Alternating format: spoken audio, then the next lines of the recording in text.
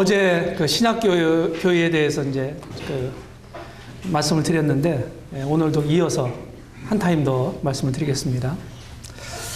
하나님의 새 언약에 대해서 먼저 보겠습니다. 요새 스마트폰이 있죠? 스마트폰. 성경 프로그램도 있고요. 여기 이제 검색하면 또 잘 이용할 수가 있어요.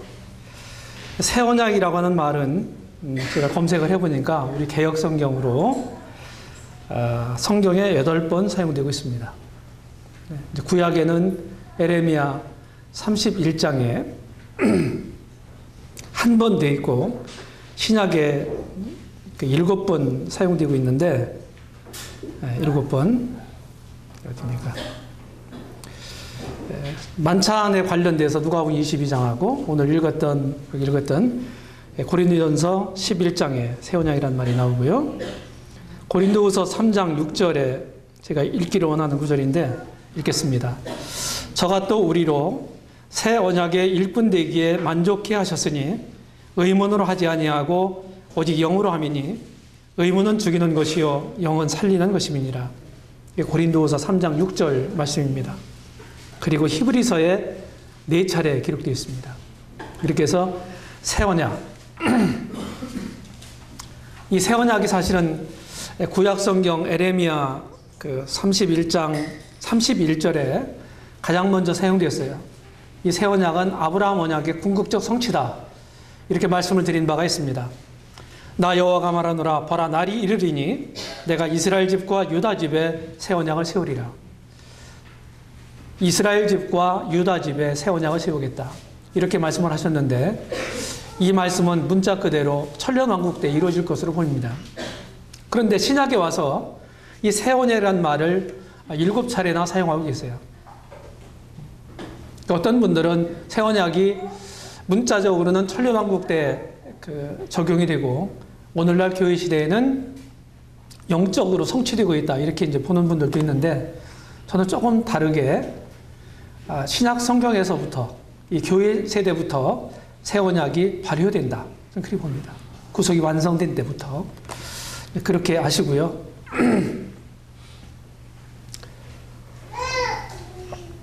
옛 언약과 새 언약. 옛 언약은 이제 모세 언약을 가리키는 말입니다. 고린도후서 3장에 보게 되면은 사도 바울이 그런 것을 쭉 비교하면서 말씀하고 있어요. 이렇게 표를 만들어 봤는데요.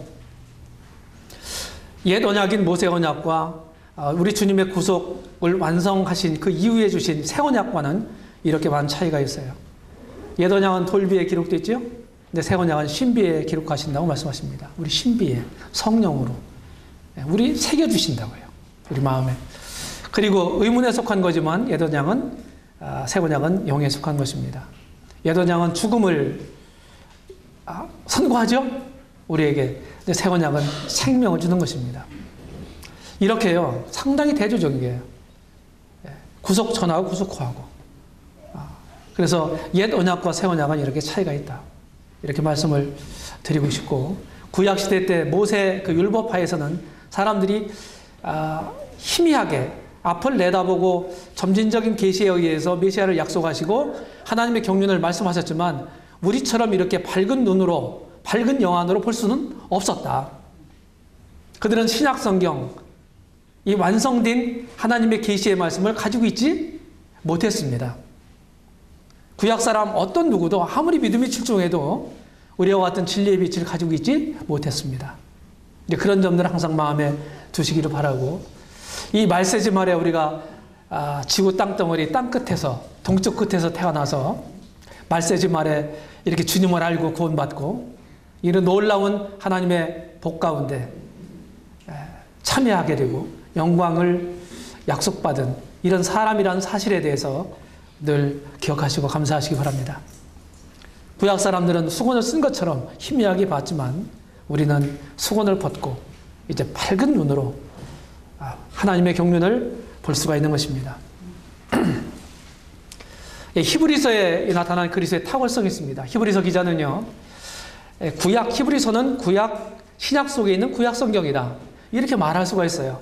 그래, 구약의 많은 규례들을 가지고, 인물들과 규례들을 가지고 이제 우리 주님과 대조하면서 얼마나 하나님의 아들 예수 그리스도가 엑셀런트한 분인가? 탁월하신 분인가? 이런 사실을 말하고 있습니다. 뭐 일일이 제가 다 설명을 드릴 수가 없습니다.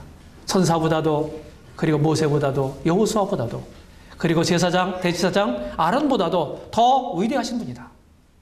누가? 우리의 주여, 우리의 구주가 되시는 예수 그리스도께서. 그래, 구약 성경에 대부분 말씀하고 있는 이런 언약, 옛 언약보다, 성막보다, 그리고 옛 제사제도보다 우리 주님이 이루신 일이 훨씬 더 위대하다. 이렇게 말씀합니다. 그래서 우리는 그분을 믿음으로, 그분을 소망 가운데서 그분이 주신 사랑을 가지고 서로 사랑하면서 살아가야 된다. 이렇게 히브리서는 가르치고 있는 것입니다. 아브라함과 다윗이 맺은 언약. 아브라함 언약 속에 다윗 언약이 종속됐다고 말씀을 드렸습니다. 그렇죠? 기억하시죠? 예. 그래서 오늘만 나오신 분들은 손해를 보신 거예요. 예. 들으실 걸 못 들으신 거거든요. 예. 아브라함 언약은 자손에 관한 언약과 땅에 관한 언약 두 부분으로 나눌 수 있다. 자손에 관한 언약은 다윗 언약으로 더 구체적으로 다윗 언약을 또 솔로몬에게 또 다시 한번 확인하고 주님을 낳은 마리아에게 또 한번 확인합니다. 아브라함 언약은요, 만민에게 복이 약속되죠. 그렇죠? 반면에 다윗 언약은 메시아의 왕적인 보좌가 약속되어 있습니다. 아브라함 언약은요, 계속해서 퍼져나가는 면을 말씀하고 있습니다. 땅끝까지. 모든 만민에게. 그런데 다윗 언약은요, 수직적이에요. 네, 다윗의 가문을 통해서 그 가문을 통해서 혈통을 따라서 올 누구에게 집중되어 있습니까? 메시아에게 집중되어 있습니다. 메시아에게. 그래서 아브라함 언약은 팽창적이라고 한다면 다윗 언약은 이 집합적이다. 이렇게 말하고 구심성과 원심성에 대해서 말씀드렸죠? 예. 아브라함 언약은 원심성에 관련된 언약입니다. 많이 퍼져나가는. 그런데 다윗 언약은 무엇입니까? 구심성을 가지고 있는 언약이에요. 한 사람에게 초점을 맞추고 있어요. 아브라함 언약은 한 사람으로 말미암아 모든 사람들에게 복이 임할 것을 말씀하고 있습니다. 언약의 백성과 세상을 보겠습니다. 언약의 백성은 체험된 언약의 은혜에 대한 증인이죠. 우리가 지금 새 언약의 증인, 일꾼 되기에 좋겠다. 이렇게 사도 바울이 말합니다. 우리도 똑같죠. 우리는 복음을 맡은 복음의 증인들이죠. 그리스도의 증인입니다. 그리스도의 대사입니다. 그리고 고린도 후서 2장에 보면 2장과 3장에 보게 되면은 그리스도의 향기라고 말씀하고 있고 그리스도의 편지라고 말씀하고 있어요. 누가? 주님을 믿는 그리스도인들이. 세상 사람들은 성경을 읽지 않습니다. 누구를 통해 성경을 읽어요? 우리를 통해서 읽습니다. 하나님이 어떤 분인지를 세상 사람들 알지 못해요? 어떻게 그들이 알 수 있나요? 하나님의 이름을 부르는 우리들을 통해서 하나님을 보는 것입니다. 그래서 우리의 행동 거지가요, 굉장히 중요한 겁니다. 믿는다고 하는 사람들 때문에 항상 부정적인 인식을 믿지 않는 사람들에게 심어주고 있어요. 그들에게 복음의 문을 닫고 있습니다. 만나면요, 그 기독교계에 일어나고 있는 부정적인 것들을 얘기를 하시더라고요. 그런 분들이 많아요. 이게 우리의 문제예요. 기독교계의 문제입니다.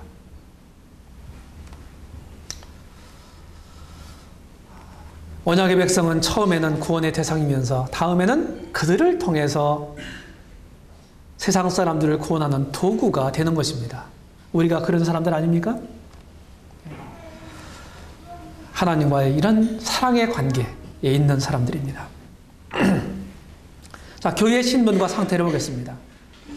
성경을 우리가 이제 쭉 보면서 성경은 구분해서 볼 것을 구분해야 합니다. 구분할 것을 구분하지 않으면 어떻게 될까요? 그냥 두리뭉실하게 이렇게 하게 되면 어떻게 될까요? 혼란만 있는 거예요. 혼동스러운 거예요. 그래서 하나님의 진리를 어떻게 합니까? 옳게 분별해라. 분별하라는 말이 무슨 말이에요? 정확하게 잘 금이 그어진 대로 잘 나누어라. 이런 말입니다. 뭐 종이접기 같은 거 하면은 점선으로 놓고 실선으로 쭉 해놓고서 뭐 가위로 자르는 곳, 아니면 접는 곳, 이런 표시 되어 있죠? 그런 것처럼 진리는 나눌 것을 나누어야 돼요. 그래야 명료해지는 것입니다. 이 신분과 상태도 마찬가지예요. 우리들에게 주어진, 믿는 자들에게 주어진 신분이 있어요. 완전합니다. 영원한 거예요. 변치 않아요. 그런데 상태는 항상 변할 수가 있어요. 자, 완전하고 값없이 주는 현재적 구원이 있습니다. 우리는 피고인이었지만 칭의를 통해서 의롭다움을 받았어요. 우리는 사단의 노예였지만, 죄의 노예였지만 구속을 인해서 자유를 누리고 있습니다. 우리는 죄의 채무자였지만 사죄를 인해서 비청산을 받았습니다. 하나님의 원수였지만 화목을 인해서 평안에 이르고 있습니다. 우리는 하나님의 약속에 대해서 외인이었지만은 양자가 됐어요. 그래서 아들이 됐습니다.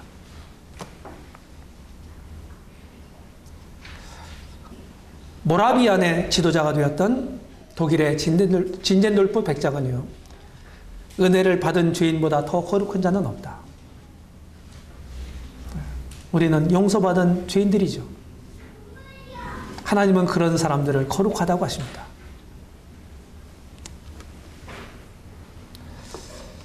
이런 대조적인 상황을 보십시오.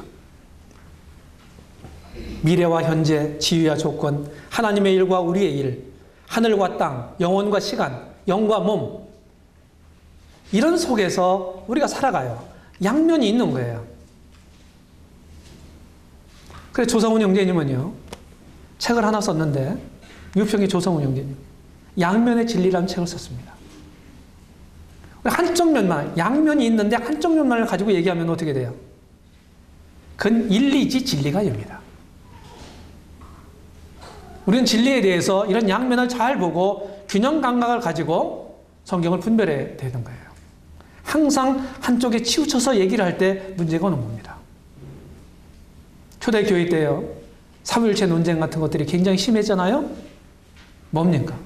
예수님에 대한, 항상 성자 하나님에 대한 문제였어요. 그분의 신성에 대해서 강조하는 사람들이 있었고, 그분의 인성에 대해서 또 강조하는 사람들이 있었어요. 신성에 대해서 강조하는데 인성에 대해서 소홀히 하고, 인성에 대해서 강조하는데 신성에 대해서 소홀히 하고, 전부 이단으로 전개가 되었습니다. 문제가 있는 것입니다. 오늘날도 똑같아요. 우리는 구속을 소유가 있지만 구속을 기다리고 있죠. 우리는 영생을 가지고 있지만 영생을 취해야 합니다. 우리는 하나님의 아들들이지만 양자 될 것을 기다리고 있어요. 언제? 몸의 구속의 때까지. 우리는 하나님의 아들들이고, 또 우리는 하늘나라에 지금 있잖아요. 그런데 지금 아직 들어가지 못했어요. 앞으로 들어갈 겁니다. 이미 믿는 사람들은 영화롭게 됐다고 로마서 8장 30절에 말씀하고 있는데, 아직 영화로운 몸을 입지 못했습니다. 앞으로 받을 거예요. 이런 대조적인 상황. 그 다음에 지위와 조건. 이건 뭐냐면 신분과 상태란 말이에요. 포지션과 컨디션의 문제입니다. 우리는 죽었죠. 주님과 함께 십자가에 못 박혀 죽었어요. 근데 사도 바울이 뭐라고요? 난 날마다 죽노라. 무슨 얘기예요? 이미 죽었다고 말해. 난 날마다 죽노라. 이게 무슨 말입니까? 서로 상반되는 말처럼 들리는 말씀이. 그래서 이런 지위와 조건, 신분과 상태, 포지션과 컨디션, 이런 부분을 나누어서 서로 조화롭게 균형감을 가지고 분별하지 않으면 문제가 되는 거예요. 우리는 죽었어요. 그러므로 우리는 죽어야 합니다. 우리는 이미 새 사람이죠? 그렇기 때문에 새롭게 살아야 돼요. 우리는 이미 빛입니다. 그러므로 빛으로서 어둠에 비춰야 돼요. 우리는 하나님의 성도들입니다. 거룩하게 됐다고요. 히브리서 10장 10절에 우리 주님을 통해서 이미 거룩함을 얻었노라 말씀했어요. 그래서 하늘의 부르심을 받은 거룩한 형제들아 이렇게 부르고 있는 것입니다. 근데 우리가 어떻게 돼요? 하나님의 뜻은 이것이니 곧 너희의 거룩함이니라.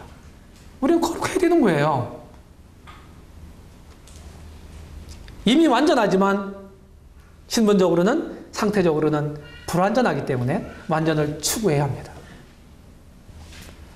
주님은 우리 안에 거하시죠. 믿는 사람 안에 모셨잖아요. 그런데 우리 주님이 우리 안에서 평안하게 거하시게 해야 합니다. 그래서 우리는 두 가지 상태를 경험하는 거예요. 이미 완료됐지만 기다리고 안식하면서 서두르고, 그리고 해방되었으면서도 억제를 받고 승리의 노래를 부르면서 탄식도 하게 되는 것입니다. 우리들의 시선은 초자연적인 것으로 영혼을 수직으로 쳐다보면서 역사의 종말로서 평면으로 바라보는 것입니다. 주님의 재림은 모든 긴장의 해소예요. 그래서 주님이 우리를 위해서 오신다고 그랬잖아요. 금방 오신다고 그랬어요. 깨워서 근신하라고 말씀했습니다. 그래서 우리는요, 이 주님의 오심에 대한, 재림에 대한 것을 생각하면서 긴박성을 가져야 합니다.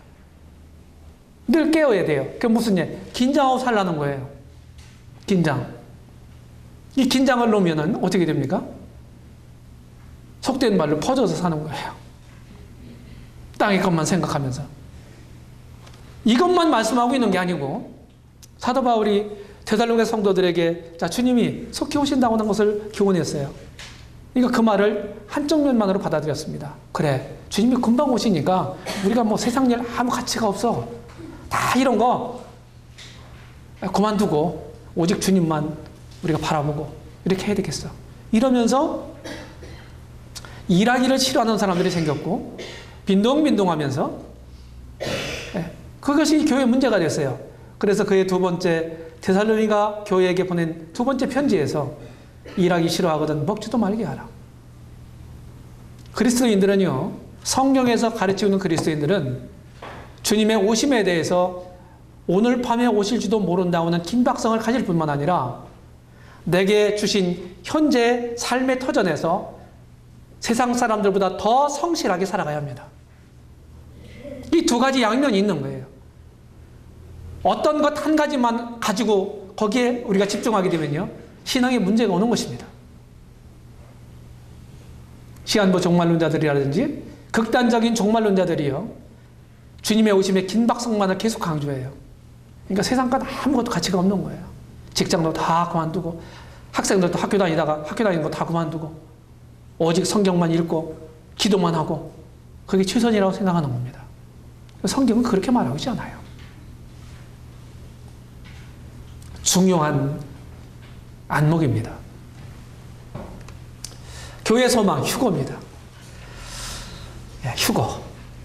이 휴거까지가, 휴거라고 하는 말이, 이렇게 번역된 휴거라고 하는 낱말이 성경에는 없지만 이것을 말하는 단어가 사용됐습니다.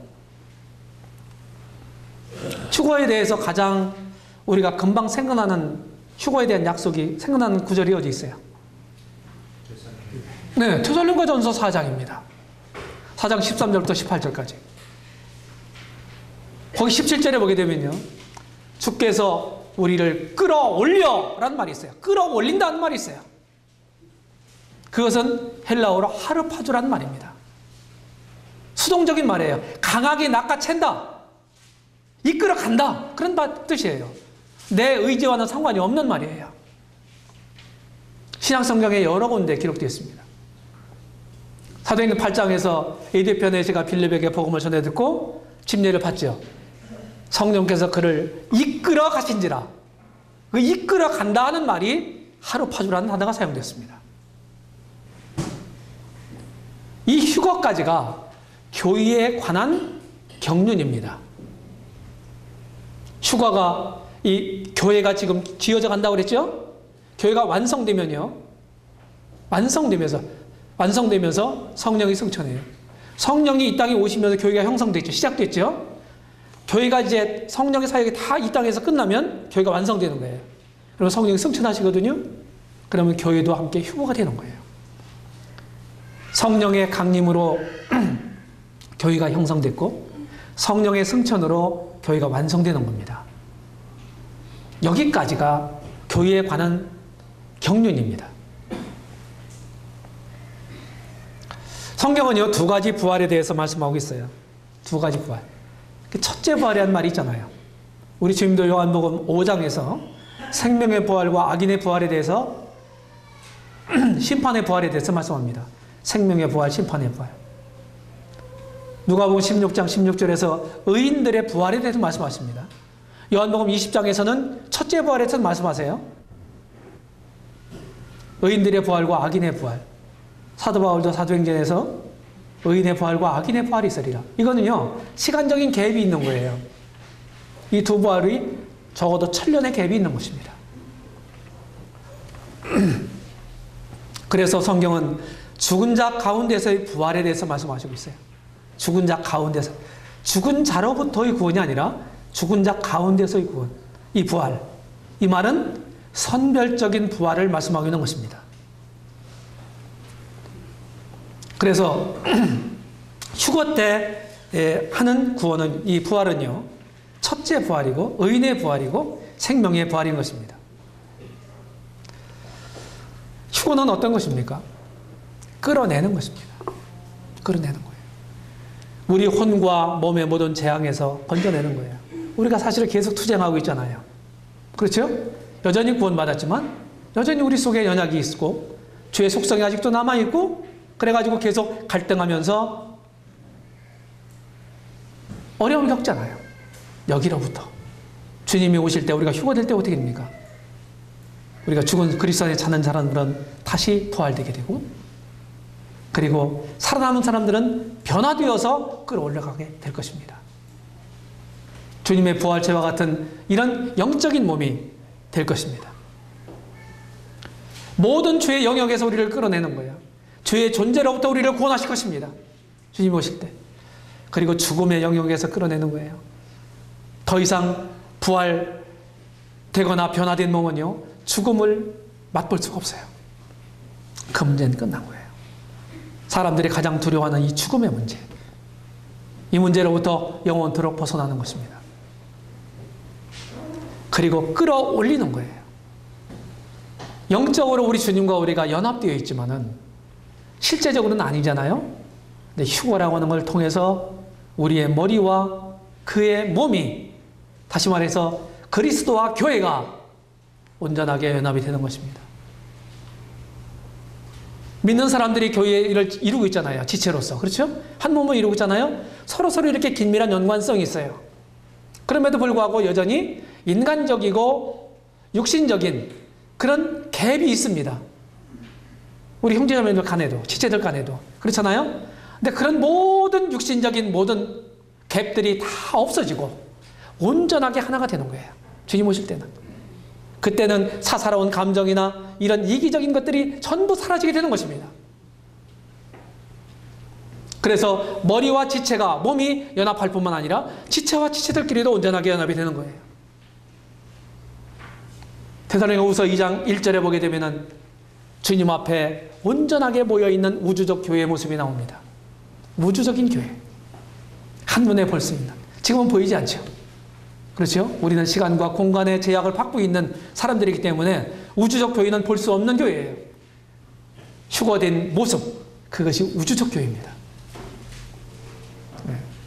그것을 헬라어로는 에피시나고게라고 말합니다. 그리고 변화가 되는 거예요. 변화. 낮은 몸이 영광의 몸으로 바뀝니다. 썩을 것이 썩지 아니함을 입습니다. 죽을 것이 죽지 아니함을 입으리로다. 연세 많으신 우리 부친님들, 모친님들, 온몸이 쑤시고 다리도 아프고 다 아프시죠? 수십 년 써먹으셨는데 아프실 때도 됐잖아요. 모든 것들이 다 날 가져가는 거예요. 그런데요, 주님이 오셔서 휴거되는 그날에는 온전한 몸으로 변화가 돼요. 아마도 이런 주름살들이 다 없어질 거라고 생각하거든요. 네. 이뻐지게 될 거예요. 네. 그때는 승리의 날입니다. 우리의 원수 마귀가 지금 어디서 역사해요? 어디에 근거지를, 어디에 둥지를 들고 지금 역사하고 있습니까? 에베소서 2장 2절에 보게 되면은 마귀를 뭐라고 얘기합니까? 공중의 권세 잡은 자라고 말합니다. 그렇죠? 우리를 어디로 끌어올린다고 그랬어요? 공중으로. 공중으로. 그것은 우리 원수의 본보입니다. 마귀가 거처하는 공간이에요. 그곳에 우리 주님과 그의 사랑하는 사람들이, 교회가 그곳에 끌어올려서 함께 만나게 되는 거예요. 지금도 계속해서 괴롭히지만은 마귀가 때가 정해져 있어요. 우리의 승리의 날이 우리 주님을 통해서 이미 작정이 됐습니다. 변기할 수가 없어요. 전쟁터에서요, 그 사령부를 접수하면 어떻게 됩니까? 승리죠, 그게요. 마귀의 사령부를 우리가 접수하는 겁니다.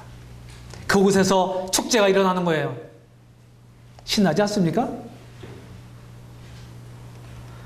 정복당한 원수의 본부에서 그 승리자 우리 주님과 그의 승리한 군사들인 교회가 함께 집결하고 축제를 나누는 거예요. 그것은 복된 것입니다. 그래서 디도서 2장 13절에 보게 되면 우리가 가지고 있는 소망을 복스러운 소망이라고 말하죠. 장차올 영적인 몸을 보십시오. 왜 우리 영적인 몸이 필요할까요? 사람은 영과 혼과 몸으로 이루어졌다고 말씀드렸어요. 삼중적인 존재예요. 우리 영혼은 이미 구속됐습니다. 그런데 몸은 아직 구속되지 않았어요. 그래서 몸이 구속되지 않은 상태로라면은요, 3분의 2의 구원이다, 이렇게 표현할 수가 있어요. 그렇죠? 사람은 몸을 가지고 있는 게 특징이에요. 천사들은 몸이 없어요. 우리 영혼만 구원하고 만다면 그건 온전한 구원이 될 수가 없어요. 주님이 오실 때 우리 몸이 구속이 될 거예요. 그래서 로마서 8장에 보게 되면 우리가 양자될 것 곧 우리 몸의 구속을 기다리느니라. 지금 기다리고 있는 거예요. 몸은 인간의 본질입니다. 몸이 없는 구속은 불완전한 구속입니다. 왜? 우리 사람들은 몸도 창조를 하셨기 때문입니다. 그게 온전한 구원이 되는 거예요. 영적인 몸이라는 게 무엇입니까? 뭐 아무것도 형체도 없는 거다, 영적이다 그러면 그런 게 아니에요, 사실은요. 주님이 부활체가 뭡니까? 영적인 몸이잖아요. 맞아요? 더 이상 죽을 수 없는. 주님이 베다니에 가서 마르다에게 뭐라고 얘기합니까? 요한복음 11장 25절에서 나는 부활이요 생명이니 나를 믿는 자는 죽어도 살겠고 무릇 살아서 나를 믿는 자는 영원히 죽지 아니하리니 이것을 네가 믿느냐? 마르다에게 질문합니다. 오빠 나사로가 죽었어요. 나을 때 됐어요. 냄새가 나고 있어요. 그런 가운데서 그의 동생, 누이 동생 마르다에게 질문해줘. 그런 질문을 했을 때 마르다가 뭐라고 대답합니까? 주여 그러하외다. 주는 그리스도시요 세상에 오시는 하나님의 아들이신 줄 내가 믿나이다. 가이사랴 빌립보에서 고백한 베드로의 고백과 같은 똑같은 내용으로 신앙 고백을 하죠.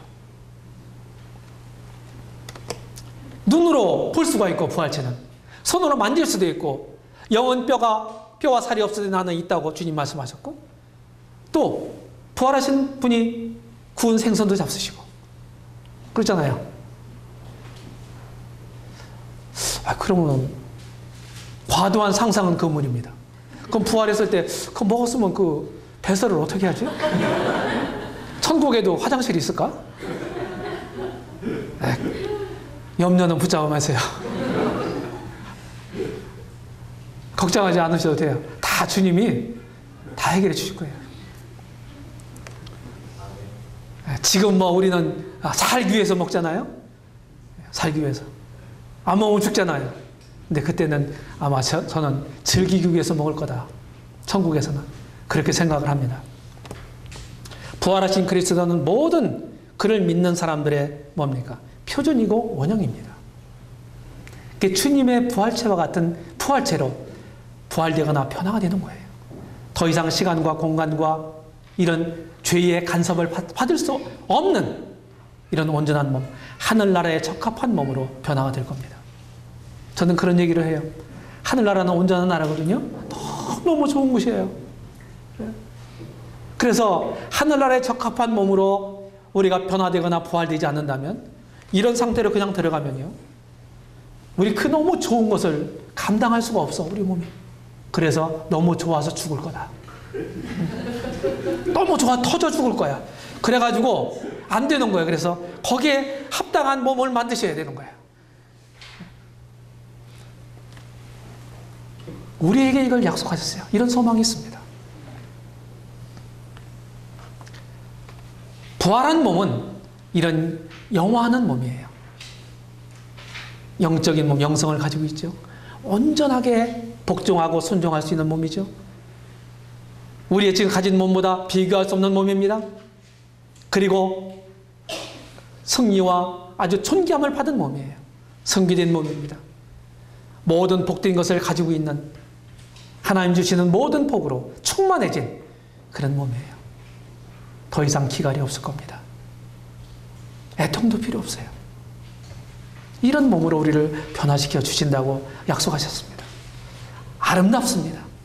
의인들은 자기 아버지 나라에서 해같이 빛나리라. 죄인을 의인되게 하셨잖아요. 우리에게 주신 약속입니다. 주님과 영원토록 하나가 될 것입니다. 하나가 될 거예요. 우리는 연합이란 말을 씁니다. 그리스도와의 연합. 지금은 영적인 연합이에요. 그런데 휴거진 이후에는 주님과 실제적인 연합이 될 거예요. 온전한 연합. 여전히 그 연합된 이 교회는 그리스도와 함께 항상 함께 할 겁니다. 항상 주와 함께 할 거예요. 이러므로 이 여러 말로 서로 위로하라. 얼마나 좋습니까? 자기 영광의 몸과 같이 우리를 변화시켜 주신다 약속하셨어요. 그리스도의 형상을 갖게 됩니다. 우리는 하늘에 속한 자의 형상을 덧입습니다. 그 다음에요. 어제 이제 하나님의 아들의 자격으로, 자녀의 자격으로 천국을 상속받는다고 말씀드렸죠? 그런데 종의 자격으로 이제 상급을 받는다. 상급. 우리가 이제 주님을 만나게 되면요. 이제 우리 삶을 평가하세요. 삶을. 어떻게 구원받은 후부터 주님 만날 때까지 어떻게 살았나. 다 천차만별이잖아요. 구원은 똑같은 믿음으로 똑같은 구원을 받지만 구원받은 후에 섬기는 것들은 다 제각각이잖아요. 그렇죠?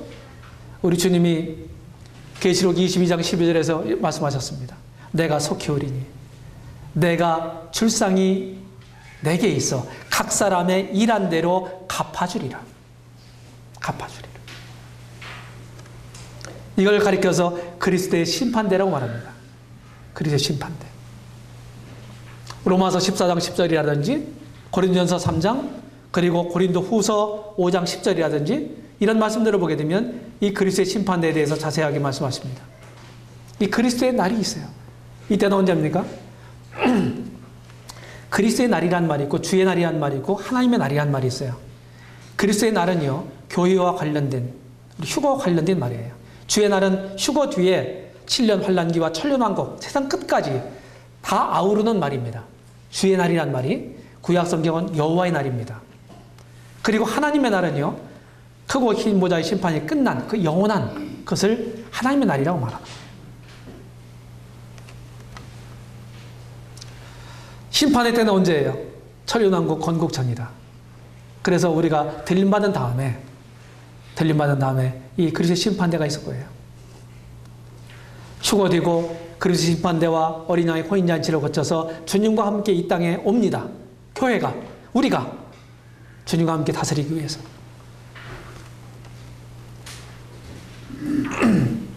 심판주는 그리스도십니다. 언제나. 디모데후서 4장 8절에서 사도 바울은 의로우신 재판장이라고 말씀합니다. 우리 주님은 의로우신 재판장. 결코 편파적으로 하지 않을 거예요. 가장 공정하게 하실 거예요. 그리고 요한복음 5장 22절에 보게 되면은 인자됨을 인해서 아들에게 모든 심판을 아버지가 맡기셨다고 말씀했습니다. 네. 우리 주님이 심판권을 가지고 계세요. 대상자는 누굽니까? 구원받은 저와 여러분들이에요. 구원받은 저와 여러분들. 예외가 없습니다. 군대에 가면 열애를 좋아하죠. 열애. 그렇죠? 여기 열애가 없어요. 충성의 문제가 결정될 거고 보상이 문제가 결정될 거예요. 해받는 문제. 여기 해를 받는다. 자기는 구원을 어때? 불 가운데서 얻은 것 같으니라. 어떤 사람은 상을 받고 어떤 사람은 해를 받을 거다 이렇게 했는데 그 해가 뭐냐면요. 손해라는 뜻이에요. 손해. 성경을 자세하게 우리가 보게 되면 구원을 받고 정상적인 하나님 말씀을 따라서 정상적인 그리스도의 삶을 살아가면요. 상급은 주어지도록 돼 있어요. 그래서 빌라델피아 교회에게는 뭐예요? 내가 가진 면류관을 빼앗지 못하게 하라 그랬어요. 빌라델피아 교회는 이미 면류관, 상급을 받은 것으로 간주가 되고 있다고요. 그걸 빼앗지 못하게 하라는 거예요. 잘못해가지고. 빼앗기지 마라 하는 거예요. 이거는 구원의 문제가 아니에요. 천국하고 지옥하고 하는 문제가 아니에요. 상을 받느냐 못 받느냐, 많이 받느냐 적게 받느냐 하는 문제예요. 저는 이걸 이렇게 생각합니다. 자, 구원은 은혜로 받죠. 그렇죠? 그 엄청난 값을 지불해서 나를 구원해 주셨어요. 그러면 그분을 내가 마땅히 섬겨야 돼요? 아니에요? 마땅히 섬겨야 됩니까? 주님 섬기는 게요. 상을 약속했지만 우리들에게 저는 상 받기 위해 주님 섬기지 않아요. 솔직한 것입니다. 가만히 생각해 보니까요. 물론 내 뜻을 따라서 사는 사람들, 이런 사람들에게 내가 상을 주겠어. 그 열심히 해. 열심히 살아. 예, 핍박이 와도 인내하고 참고 어려움이 역경이 있어도 잘 극복하고 믿음으로 살아. 그리고 내가 너희들에게 준 그런 본을 따라서 사랑을 따라서 은혜의 원리로 사람들을 섬겨봐. 내가 다 하니까 나중에 다 갚아줄게. 주님이 그러셨거든요. 그런데 그렇게 사는 것이 은혜 받은 자의 당연한 거거든요. 가만히 생각해 보니까 그렇죠? 상을 안 주시면 어떻게 해요? 상을 안 주시면 어때요? 상을 안 주셔도 상관없어요. 은혜 받은 그리스도인들의 당연한 본분이에요. 주님을 섬기는 것. 그런데 상을 주신대요. 저는 이걸 생각하면서 진짜 은혜 위에 은혜구나. 은혜 위에 은혜구나. 당연히 할 도리를 했는데 상을 주신다? 자식이 부모에게 효하는 것이 당연한 거잖아요. 그런데 잘 효한 사람들을 효부상도 받고 효자상도 받잖아요. 당연히 할 일을 했는데 그런 거 같이.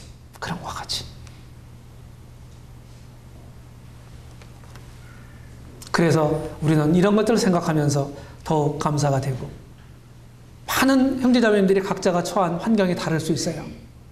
어려움이 있을 수 있습니다. 여러 가지 제약들이 있을 수 있어요. 주님은 그런 사정을 다 아시거든요.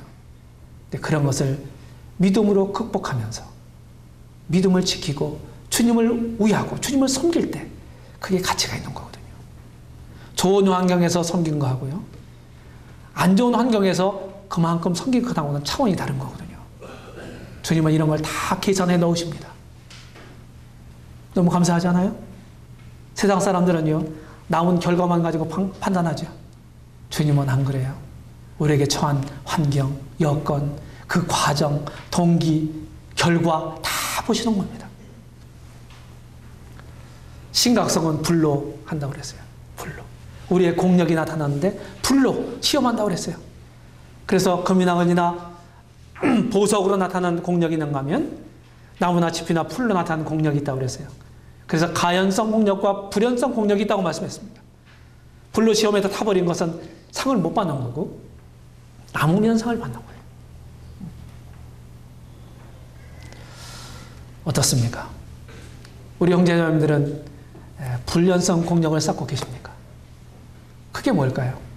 주님의 사랑으로 사랑하는 거예요. 사랑으로 행하는 거. 진실함, 정직함으로 하는 거. 겸손함으로 하는 거. 말씀대로 하는 거. 이런 것들이 저는요, 타지 않는 공력으로 나타나는 거라고 생각합니다. 표준은 우리들의 충성이에요. 충성. 고린도전서 4장 2절에 보게 되면 맡은 자에게 구할 건 뭐라고 그랬어요? 오직 충성이에요. 충성. 충성이란 말은 신실하다 하는 뜻이에요. 신실하다. faithfully라고 하는 말은 신실하다, 충성스럽다, 믿음직하다 하는 말과 동의어입니다. 어떤 사람이 충성스럽다 하는 말을 쓰잖아요. 그 사람이 신실하다, 똑같은 말이에요. 다른 형제 자매님들로부터 나는요, 그 형제는 진짜 믿음직스러워. 그 자매는 뭘 맡겨도 내가 안심이 돼. 이렇게 평가를 받으시나요? 아니면 글쎄 이거 맡겨도 잘할까? 이건 충성스러운 사람이 아니에요. 무슨 얘기 아십니까? 신약성경에 미쁘다고 번역된 개역성경이 있죠? 개역성경에 미쁘다라는 말이 그런 의미예요. 충성스럽다는 뜻이에요. 믿음직하다. 하나님은 우리의 깊은 내적인 동기까지도 다 유의를 하시는 것입니다. 결과는요, 상을 받든지 마땅히 받을 상을 못 받는 게 뭐예요? 손해보는 거잖아요. 손해를 보든지 그러는 거예요.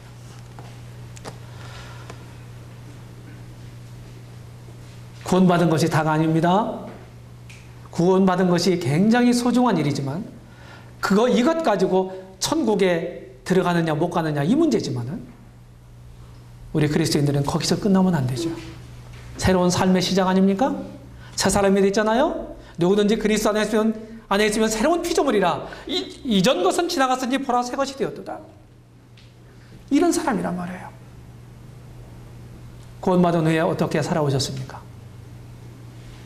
주님 만날 때까지 어떻게 살아가실 것입니까? 지금은 다 묻혀있지만 사람들이 뭐라고 얘기하지 않지만 우리의 주께서 나중에 다 그런 것들을 평가해 주실 것입니다. 그런 주님을 의식하시면서 정상적인 이런 그리스도인 삶을 살아가시기를 바랍니다. 이 모든 걸 통해서 교회의 완성이 도래야 합니다. 교회는 심판하는 권세를 받아요. 그래서 계시록 20장 4절에 보게 되면은 보좌에 앉은 자들이 있어요. 그들이 저는 계시록 4장 4절에 24장로들로 표현된 교회라고 봅니다.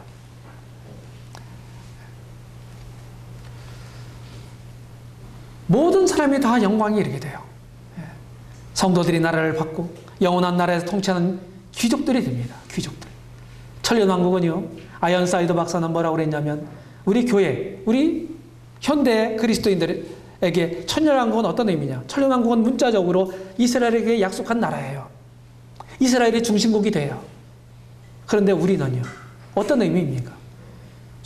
우리 상을 분배받는 곳이다. 문화의 비유를 통해서 한 문화씩 다 나눠졌죠? 근데 어떤 사람은 한 문화를 가지고 열 문화를 남겼어요. 어떤 사람은 한 문화를 가지고 5 문화를 남겼어요. 10 문화 남긴 사람에게 10골 다스리는 권세를 차지해라. 5 문화를 남긴 사람에게 5골을 다스리는 권세를 받아라. 이렇게 말씀하셨어요. 천년왕국은 우리에게, 현대 그리스도인들에게 상급을 분배받는 것이다. 그래서 어제 제가 말씀드렸잖아요. 대한민국 대통령을 한번 노려보시라고. 열심히 섬기시기를 바랍니다. 자, 이렇게 해서 일단 1교시를 끝내고요. 바로 할게요. 전략하기 위해서.